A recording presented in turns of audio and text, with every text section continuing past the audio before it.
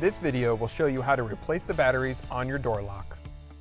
To get started, make sure you have 4 new AA batteries and a Phillips head screwdriver.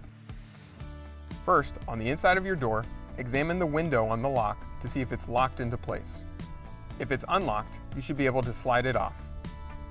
If it's locked into place, remove the screws on either side and from the bottom of the lock. Then, slide off the cover.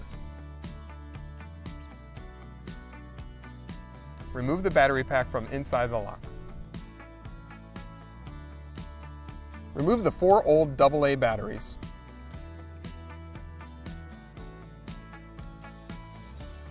And replace them with the 4 new AA batteries.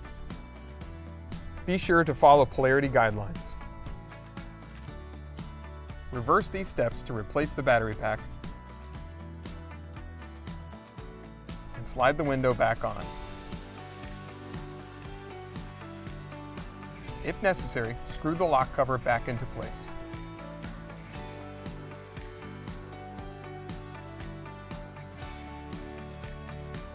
Next, test the lock using the manual controls on the lock.